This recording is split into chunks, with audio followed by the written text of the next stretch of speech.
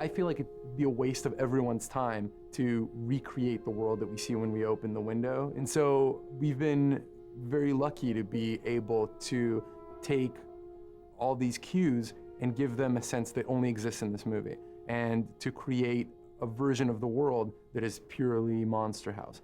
I think it's one of the beauties of the motion capture technology is that if you see an artistic style that you want to explore, then you can set a movie in that style and explore it. When Gil started on the project, he had drawings of this simple suburban neighborhood that looked as tranquil as any neighborhood that you'd ever see in America.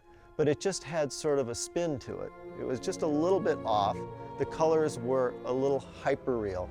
Everything just sort of had a little bent to it. The Mayville we see in this town has its own sensibilities that are recognizable but feel very much like they are special to the movie. And the most important aspect of that is the look of our characters. Why would I want to recreate that human one-to-one when I could say, when I close my eyes and think of Monster House, what is the perfect version of DJ? Well, you know, Mitchell, who's playing DJ, is a really cute kid, but he's not exactly the DJ that I see when I close my eyes. The DJ I see has slightly more exaggerated features, has larger eyes, has impossibly lanky proportions.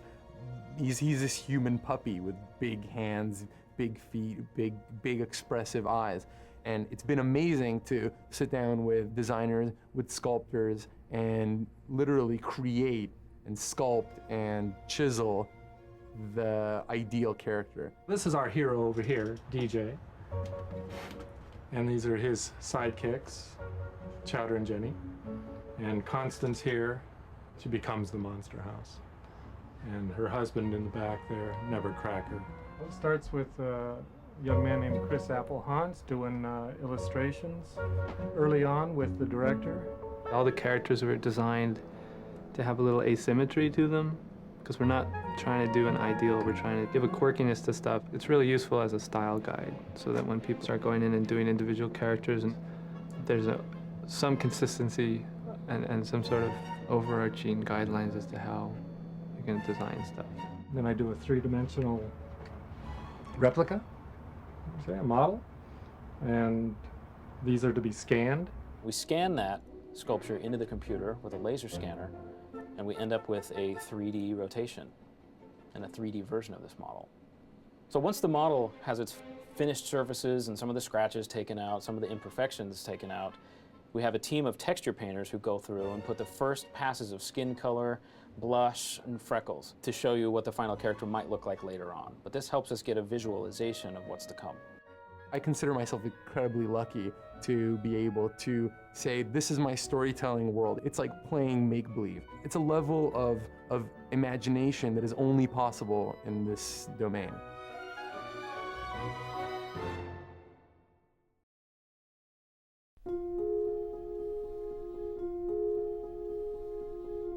The amazing thing, and I told Gil this would never happen in his life again, is Gil made a wish list of all the actors that he wanted in Monster House. And we said, Gil, now you understand that this is your wish list and nobody gets their wish list on the movie.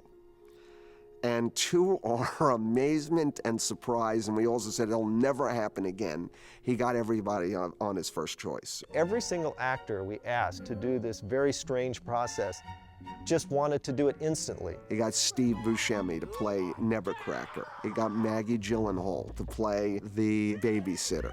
He got Jason Lee to play Bones. He got John Heder to play the pizza freak.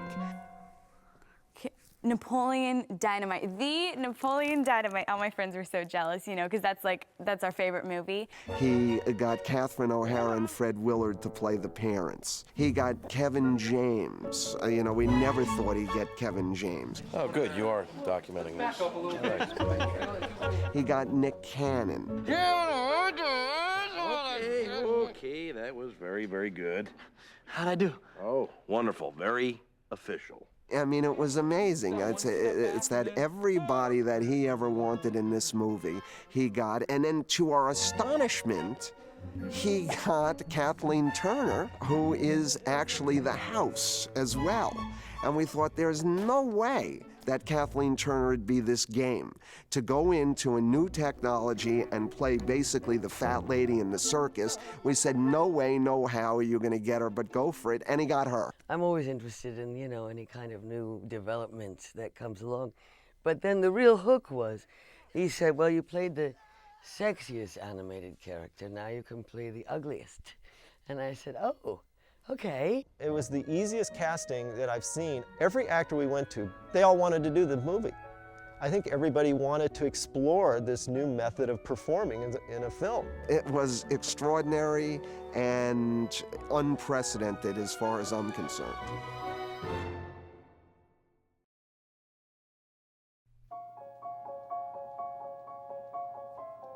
We all became best of friends, all of us, during the movie.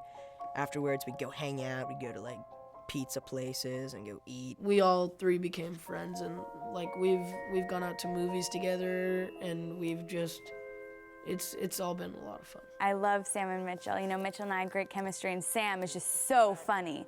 Oh, I love them both. It was just like a big family. It was really fun. Hey! Hey, guys! I was never a kid actor, you know, so most kids around their age when I meet them are pretty kind of shy, you know, but they are just like, you know, they won't shut up. One take! One take! One take! One take! They'd have to like, Sam and Mitchell, calm down, like they'd just be bouncing everywhere, they'd be singing in the microphones. Baboon, he kicked a spoon, it went up to the moon, up to the moon. So he went and tried to find his spoon. Yeah, everyone called him a loon, cause he was looking for his spoon. And then he watched cartoons. Yeah, yeah, yeah. Thank you. Thank you. Thank you.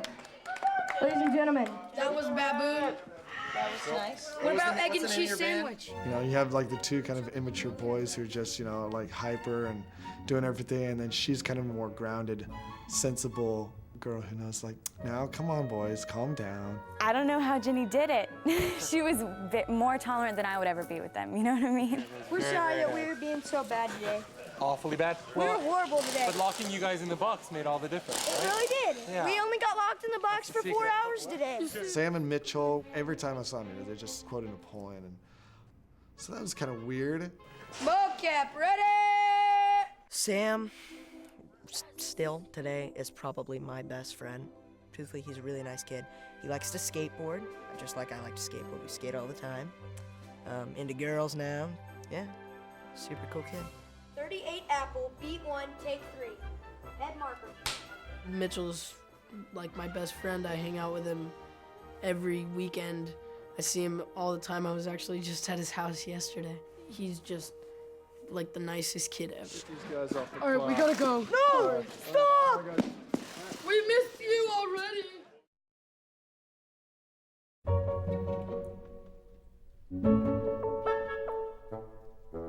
When it started and they said it was animation, I thought, okay, you know, it's me speaking, but whew, it's not, dude. It is not. You wanna be a dead person? No, I love life! In traditional animation, you're just capturing the voice performance of someone, and then animators draw that performance to the best of their ability, try to interpret what the characters are doing.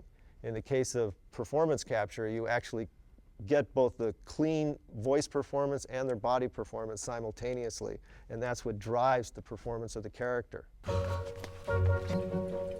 Boom! Just shoots things up and eats them like rah, rah, rah, rah. I knew absolutely nothing. When I first went to wardrobe and I tried on, you know, the suits, it was crazy. You know, I still quite don't understand how they do it. It's so high tech, it's so out there, but it's really cool. We were confused because we didn't really understand. Like, you get 70 dots glued on your face, like motion sensor dots, and like you have to wear this tight suit. Hours of makeup, all these dots glued to your face and your hair, all this, this helmet glued to your hair, and then just this wetsuit basically. You look like a freak. We had to get there at 7 a.m. every morning, and we had to go straight to hair and makeup. I wouldn't really call that. I would call it a dot torture room, is what I would call it. They had masks for us with holes, so they would know where the dots would go, and then they would dot us and do the glue and all the dots. At the beginning, it took about 45 minutes to an hour to get the dots glued on your face, and then by the end, it was just like 20 minutes and you're out. Can't touch it, because if you touch it, messes up the sensor. I have to put on a new one. It was tough. And then at the end of the day, they take it off. Sometimes it take a while to get each one of those dots off. And then they give you a nice head massage with a shampoo and conditioner. And man, that felt good. That was my favorite part, because you've had this nasty glue. And then even throughout the rest of the day, I'd find little hair boogers just hanging out. It was glue, so it was kind of fun. It was pretty intense. I loved every minute of it, though.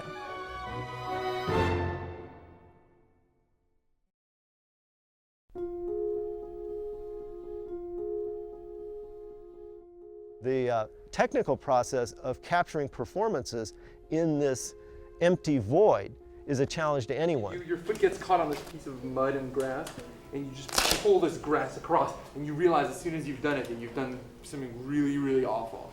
Shake off whatever is left on it. Up in the air, exactly. So the little piece is going to drop off. Look up at him.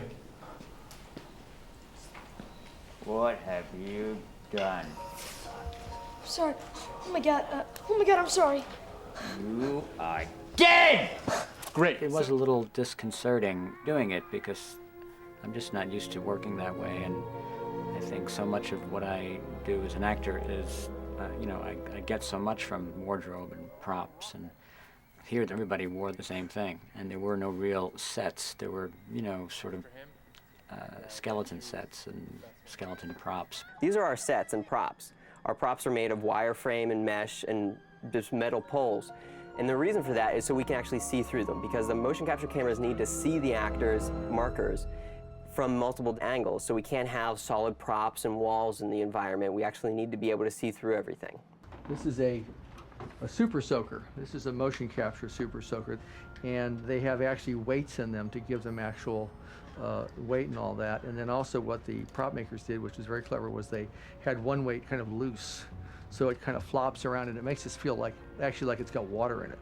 All the artifacts, all the props in the movie are made like this, but the reason it's made out of wire is so that the dots on their bodies can be seen by the cameras around them. You don't have a real arcade game in front of you. You have a wire game. You aren't looking at three, kind of normal looking kids. You're looking at three freaks, with dots all over the face. And you feel like one of those freaks. You're just in this cold, metallic room with this wetsuit on and all these dots, and you just don't feel like you're at a pizza joint as some fat slob, who's got like snot running down his, chin. So there's a certain, difficulty in getting into character in that way. So that was probably one of the hardest parts. You really had to use your imagination full time. T-pose, please. I remember T-pose. T-pose. T-pose. T-pose, please. T-pose, everyone. When they start to roll, right before you start action and right after they yell cut, you always have to get into T-pose, where you stand there and you have your arms spread out. Once again, it's all for reference so that they know, okay, they can map it out much better. They'd say cut, oh, I didn't know. They're like T-pose, T-pose. T-pose, T-pose, T-pose. T-pose, oh, I'm sorry. T-pose is a way of aligning the character to the actor. So he stands like this. Put it on there. So it's a way of just, we align the character in 3D with the way he's standing at the start. And then once the two things have been aligned, then they move together as one after that. T-pose, please. Face relaxed, eyes closed. That is a cut. Thank you.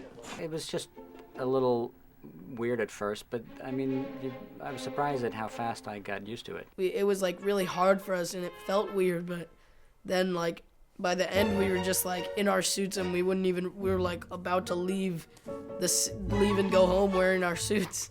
It was just a natural part of life. I think that doing performance capture is a very freeing process because it's much more like theater.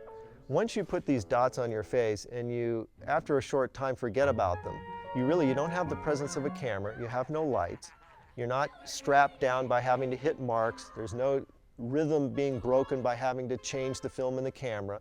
Once the actors hit the floor in performance capture, they get to just perform scenes without worrying about any technicalities that usually bear down on the filmmaking process.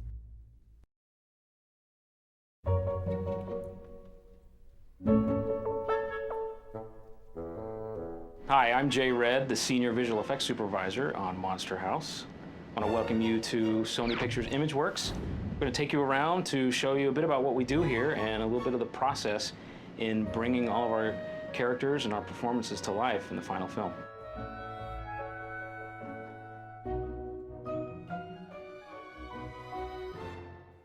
So, you hate Mexican food, huh? Yeah. You too, huh? Yeah, in fact, you might say I started hating it first. What we do is we take the data that's captured on the stage of the performers walking around, acting, doing the movie, and take that digitized information and create animation out of it. Right here we have video from the stage. The stage is set up with 200 motion capture cameras. The actors have 80 markers on their bodies and 72 markers on their faces to track all the performance of their hands, their face, every nuance of their blinks and smiles. In the video here, you can actually see in the background, these are our motion capture cameras. What happens is the cameras see the marker, and what gets digitized is only the markers. We don't see the color of the person's suit, we don't see their makeup, their hair, anything else. We just see the markers, which gives us the motion. It gives us how the person's moving and what they're doing. When we take that data from all 200 cameras, we bring it into a computer and create the 3D animation. We do that for all the body markers, and separately we do it for the face markers too. And again, this is 3D information where we can rotate around this in any way. We can see it from any angle. We can see it from inside the person's head. At the very end of our process, we take the marker cloud that is all clean, has no gaps, and actually apply a skeleton to it. So this is starting to create an actual relationship between those markers, similar to a human skeleton, where there's bones that have relationships. The next department will actually take those bones and actually put the skin on top of them for the characters. As an integrator, we have already received our information from tracking, which is all of the dots, as you could see, moving in space. And another goal that we have in integration is to make sure that the performance that was captured works with the props as well as the environment. In this performance, it's Chowder and DJ, which are our two hero characters, and they're getting into a little scuffle in the bedroom. So right now, we've only got marker data, but what we do with the marker data is we then apply this to the skeletons of our characters in 3D space. And when we have all of that retargeted, it looks something like this. The next step would be to see what it looks like on the actual geometry. You can see we have them moving exactly as the skeleton does. And one of our main goals is also to make sure that the performance that was captured is maintained as best as possible onto these characters. We don't want to lose any of the actual talent's performance. The next step would be to place these characters in their environment. So this is the entire stage for our movie. In specific, this is actually going into the bedroom of DJ's house. And this is where we place our characters in our set, and we see how they're working with the environment. Some things that we do have to take into account with the different character proportions, it may change the way that they interact with parts of the set, such as right here, you can see that DJ, his hands are actually not really on the table. And Chowder, he's actually going through the bed a little bit. So another thing we do in integration is clean these things out to make sure that it is exactly as it should be, and again, maintaining that performance. So out of integration comes a combined set, a performance, a body, a skeleton, and the interactive props. That all comes together and then is sent onto what we call director's layout, which is the director working with a DP and setting virtual cameras, and that's oftentimes based on storyboards and combined with the performance from the motion capture stage. From there, once the camera's chosen, it's put into what we call the wheels room, or the wheels process. Well, here we're in the wheels room. We'll call it the Monster House wheels room. We've got a lot of different tools that the director and the DP can use to help compose our shots and add the kind of the final human touch. So, Brian, tell us what kind of lens we have here. Right now we've got a 35mm lens. We can dial in any lens we want from 0 to infinity. So once the lens is set, now you can see here as I'm controlling with the wheels, we have tilt controls moving up and down. We have pan controls here. So what's amazing about this process is it behaves just like a traditional film camera would, but it's feeding directly into the computer with our performance capture running over and over and over again in real time. To get even more dynamics and more of a handheld look, we actually have a handheld system that translates all of your motion right directly from your hand and wrist right to the camera. Traditionally, in CG features and computer-generated films, the camera moves are very perfect and programmed and have this perfection that doesn't feel so natural. And the point behind Monster House is that we're making our characters look very natural and feel like they're handmade. We want to have the same feeling in our camera work. So if we wanted to get something really dynamic, this handheld device adds a really wonderful organic element to our moves. So using all these different kind of tools where we have the wheels head, we have virtual dolly tracks, and handheld devices, bringing all of these things together and using them in different combinations allow the filmmakers to create a very human feeling, handmade look to each shot that they're doing. And across the whole film, the whole goal is to walk away with something that you've been immersed into that doesn't have all the elements of computers and perfection that you might see in other CG features. You can't call dibs on a girl through a telescope. Well, you can't call dibs on a girl. Just did. Me too.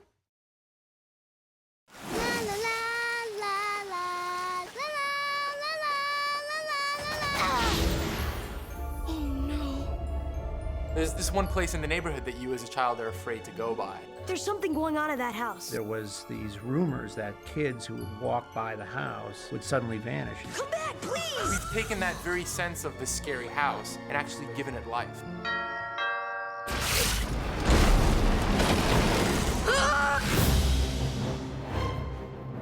How do you create a voice of a house? To make it real, we had to find a way to give this house a sound. You start by thinking of the house as a living creature. If those are the teeth and that's the tongue, then that must be the uvula. Oh, so it's a girl house. Everything has to be organic. It's a real neighborhood in which very unusual things happen. What are you two weirdos up to? Just something in the house across the street just tried to eat us. We've gone out and actually lined the interior of a house with microphones and then tore the house down. I had microphones mounted in a window, and I looked up, and the claws of the bulldozer were right over me. We could actually hear what it sounds like when its roof crushes down on itself, where its windows get yanked out. If you can find enough of those kinds of pieces and then combine those with a human voice, you really get the impression that you're hearing the house talk. We have a ping pong table in our basement. Gil went to New York to do a recording session with Kathleen Turner, where he actually had her watching the movie and performing sounds in sync with the movie. You've been a bad girl, haven't you? We had the idea to take a lot of these recordings and play them back in a real space. The sound designers are going out and they're finding barns, getting that live house sound. A barn is a loose enough structure so that it's going to rattle when you play a loud sound in it. And so all the sound that's created inside the barn becomes kind of amplified and swirls around and gets distorted.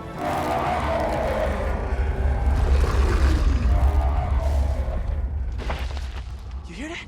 Yep, it's my stomach. I'm starving. It's a monster movie where the monster is the house. The house is alive! Anyone knows house is a living, breathing thing. We're finally exposing these houses for what they really are. They're absolute monsters. No question about it.